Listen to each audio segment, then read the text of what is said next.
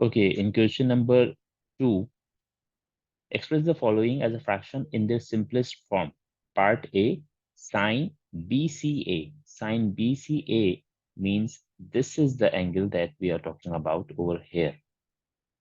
Okay, so we have to express sine BCA as a ratio of the sides of a right angle triangle.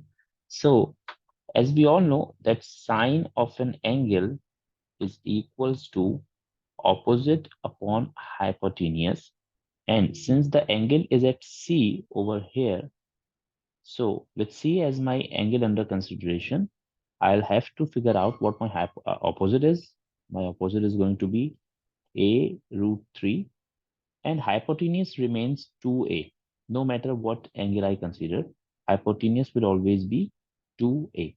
So if I have to express sine of angle BCA, I'll say sine BCA is equals to opposite, which means A root 3 divided by 2A.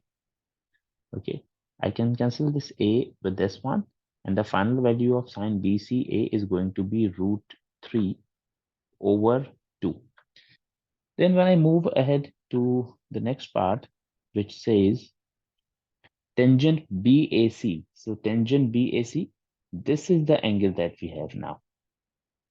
With this as my angle under consideration, I have to figure out what is opposite and what is adjacent for me. So this side becomes adjacent, and now this side becomes opposite. Okay. And as we know that tangent theta is equals to opposite upon adjacent. So for tangent BAC, in place of opposite, I'll write A, and in place of adjacent, I can write A root 3. And I can cancel this A with this one. So our final value is going to be 1 over root 3.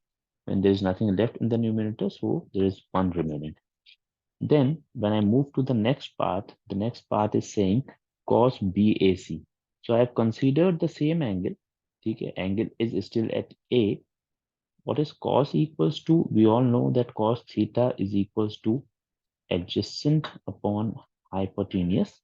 And according to angle A, this is adjacent and this remains hypotenuse.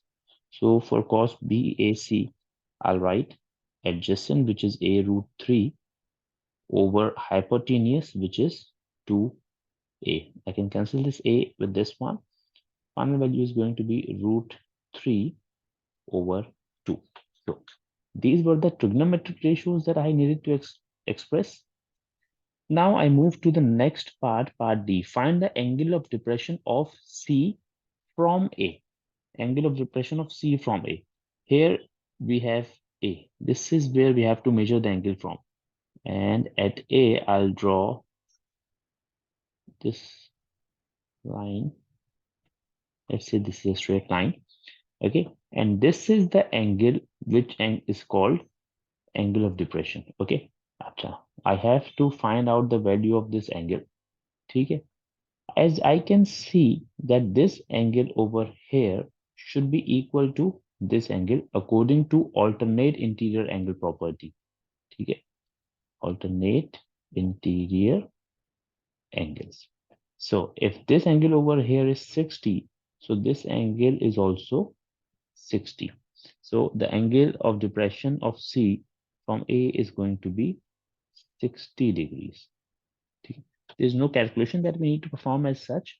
If I have to find out the angle of depression, I should know which angle is called the angle of depression.